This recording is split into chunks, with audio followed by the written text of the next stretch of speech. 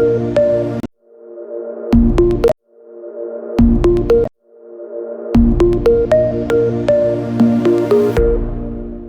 we look into what tuples in Python are. So let's begin. What are tuples? A tuple is a collection of immutable heterogeneous Python objects. So if you have gone through our previous video on lists, you would have noticed that even list is a collection of heterogeneous Python objects. The only difference between tuple and list here.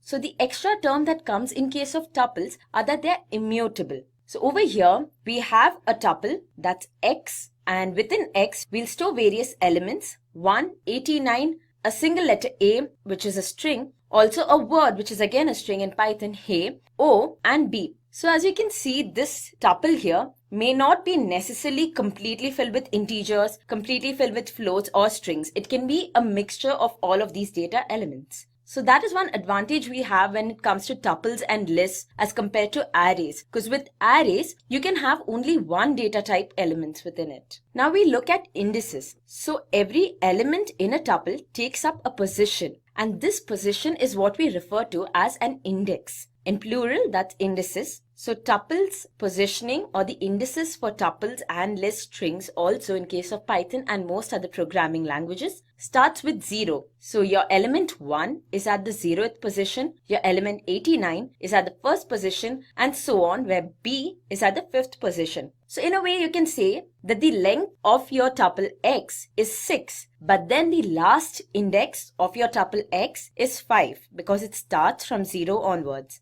So now that we have a basic idea of what a tuple is, let's begin with creating tuples. Creating tuples. Now the first thing that we are going to do is we'll create an empty tuple. So say my empty tuple's name is emp. All you have to do to create an empty tuple is give these curved brackets with no elements inside. So this is a lot like lists, but in case of lists we had square brackets. In this case we have curved brackets. So that's the only difference. Now if I print the type of emp, you'll see it's of class tuple. I can also print out just emp. And since emp is an empty tuple, there's no element within it. But then of course the brackets are still printed because that's a list, because that is the basic characteristic of a tuple. So even if it's empty, these brackets would still be existing.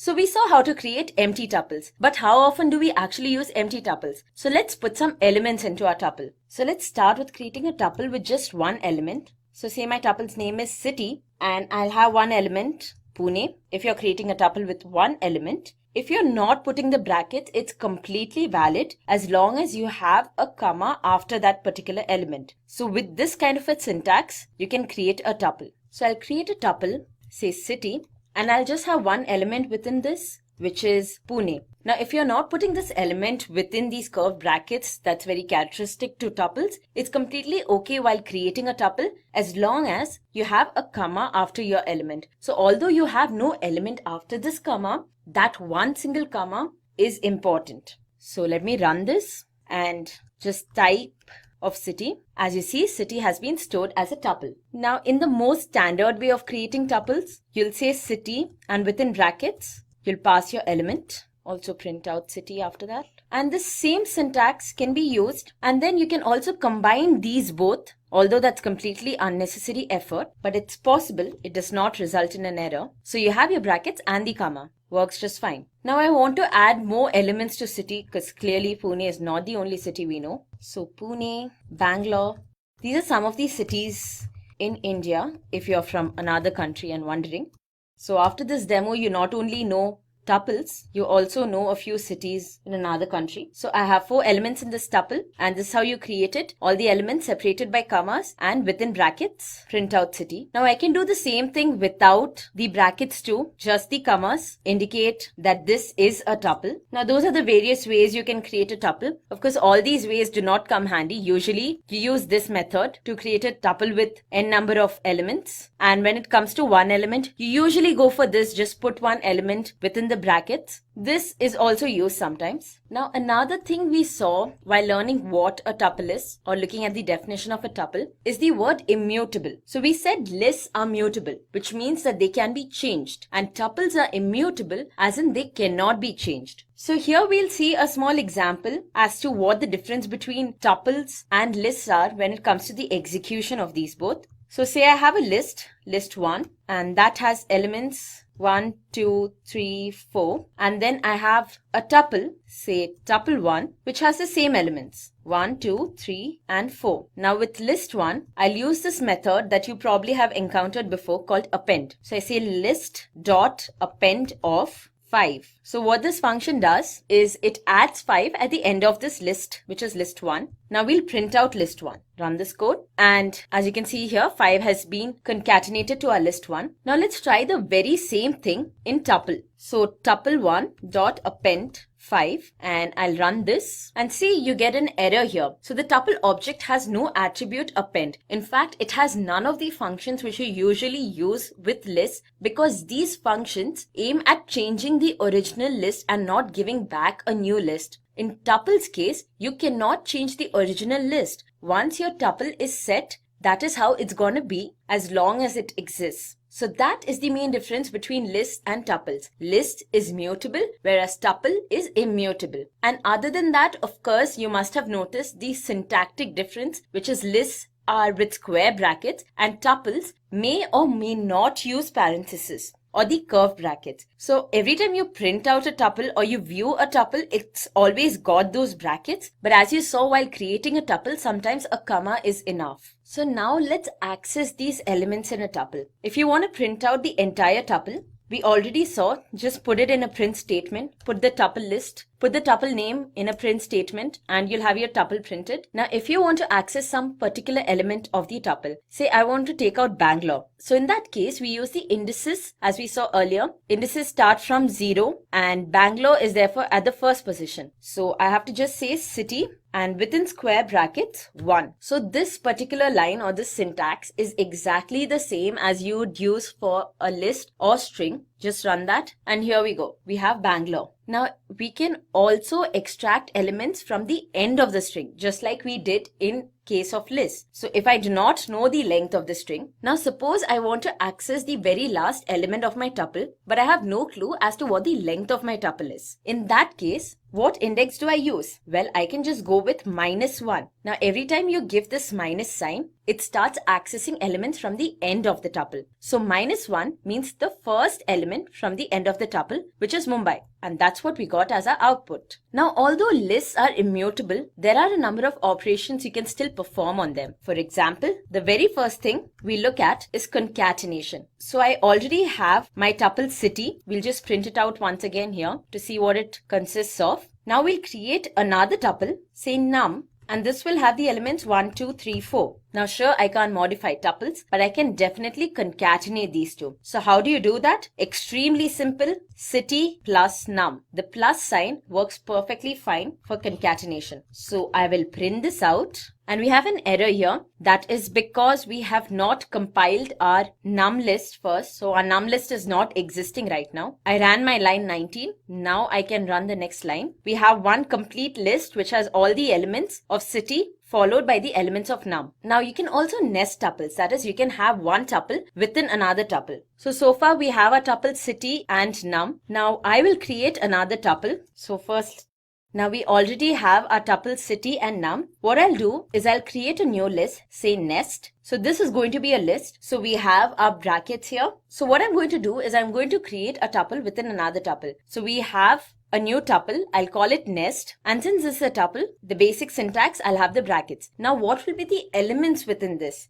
The elements would be my other two tuples, which are city and num. So I put in both my elements here and let's see what nest contains now. So nest is a tuple which itself contains of other tuples which are city and num. So that is how you nest tuples. Extremely simple, isn't it? Now here's something else. Say I want to create a tuple rep which has an element Python, but that element is repeated 5 times. So what you would generally go for is type out Python 5 times. But thank God for Python, there's a much simpler way of doing this. Type in Python once and multiply this 5 times. Let's print out rep now. And as you see here, Python exists within this tuple 5 times. 1, 2, 3, 4, 5. Now maybe this is not how you want to create your tuple. You want your tuple to just have that one element Python initially.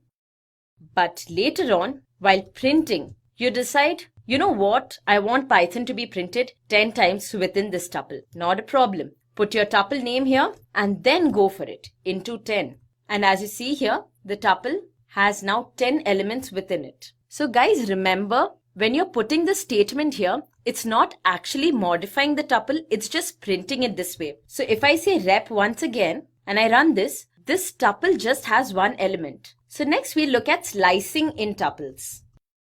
So we created our tuple num previously. I'll just print that out once again. So it has the elements 1, 2, 3, 4. Now suppose I want all the elements from 2 up till the end of this tuple to be printed. In that case, what I do is I go for slicing where I will mention my beginning and my end index. So my beginning index starting from 2 is of course 1 and my end index is basically the position 4 is at or till the end of this tuple. Now when I want all the elements up till the end, I do not need to mention my end index.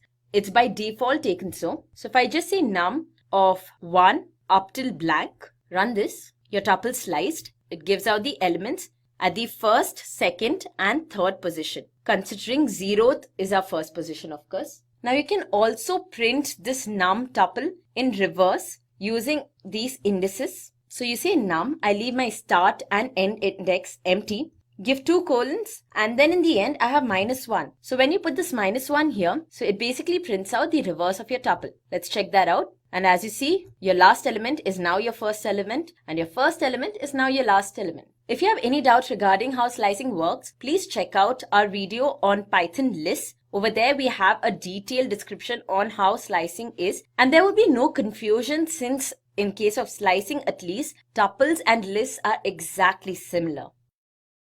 So let's look at this string that I have here, simply learn. Now I want every letter of the string simply learn to be an element of a tuple. How do I do this? Well, pass the string as a tuple. So write tuple of and within this you have your string which is again within quotes, right? We'll run this command. And as you see here, every character is now a separate element in a tuple. So this procedure is called unpacking. Now I'll just print out my num tuple once again so we can see what's in it. Okay, so I want to put these elements which are inside a tuple into various variables. Now in this case, I know that my tuple has 4 elements. So I can have 4 variables A, B, C, D and I'll put this equal to num. Run this and then I'll print out A, B, C and D. So every element of the tuple has gone into one of these variables. The first element went into A, second element into B and so on. Now what if we had no clue how many elements are there in num? In that case, I could say A, I want my first element to go into my first variable A no matter what. And I want my last element to go into this variable C no matter what. Now all the elements in between, I'm not very concerned about where they go. So in that case, I can have another variable B, but this variable will be a list. So the star indicates that B is a list and then this is equal to num. We print out A, B and C. So you see what happens here is my first element went into A and my second element went into C because these were clearly indicated. But every other element in between went into my list B. So that is how unpacking works. So since tuples are immutable, it's impossible to delete the elements within it. But that does not mean you cannot delete the tuple entirely. So that is what the del keyword does. We'll implement this. So I'll create a tuple, tuple 1 and put some elements into it, 1, 2, 3, 4. Now I'll use the del keyword. Now I'll just print out this tuple. So we know it exists and what all elements are within it. So great, our tuple is created. It has the elements 1, 2, 3, 4 within it. Now I'll use the del keyword to delete this tuple. So I say del space followed by your tuple name. Run this command. Now let's try printing tuple 1 once again. Of course, since we did it all right, hopefully, this tuple should not exist and this should result in an error. And it is resulting in an error. It says tuple 1 is not defined. So you can completely delete the tuple if not delete elements within the tuple. So as I mentioned previously, most of the methods that you have with lists does not work with tuples because these methods change the original list itself. But there are a few built-in functions which do work with tuples. They return values or new lists and they do not have any impact on the original tuple, so it works just fine. We'll explore some of these built-in functions. I'll continue using the tuple I created before, that's num. So I'll create a new tuple, num1, which has the elements 3, 5, say 4 2s, 6, 5, 8. And now we'll perform our built-in function operations on this num1 tuple. So the first one that we look at is counting the number of occurrences of a particular element. So that is the count function. So you give your tuple name dot count of and the element whose count you wanna know. So I want to know the number of 2s in my tuple num1. Run that, and as you see there are 4 2s. Now you can also find the sum of all the elements within your tuple. So that is sum of num1. You just have your function sum, pass num1 to it. Now this sum function works for tuples, lists, everything. It's not a function particularly for tuples as such. So the sum of all the elements within a tuple is 35. And in a similar way, you also have the len function, which is in fact even used for strings. So len of num1 gives the number of elements within num1, which is 9. We have 9 elements. But remember, our last index is 8, not 9. Our element is 8 too, coincidentally. Now we have the max function for finding out the maximum number in your tuple. So say max of num1, which is 8. And we also have a function for checking the minimum of the numbers within our tuple, which is 2 in this particular case. So now list and tuple are very similar in the sense of what they hold. So what if I have a list, say LST, which holds the elements 1, 2, 3, 4, and I want to convert this list to a tuple. So we'll see how that is done. First, I stored my list 1, 2, 3, 4. So I'll just check the type of the variable LST, ensure that it's a list, which it is. Now we can convert this to a tuple. So to convert this to a tuple, enter your variable name and then pass your list name within these braces for the method tuple. Run this code and now let's print out TPL, and as you see our list LST has been converted to a tuple. We can also check its type.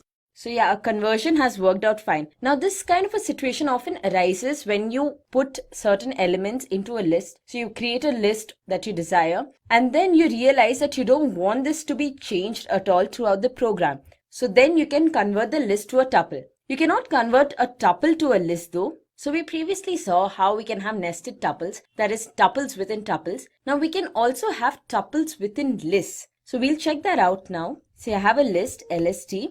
And within this list, I'll define my tuples. So 2 of the elements of my list LST will be separate tuples.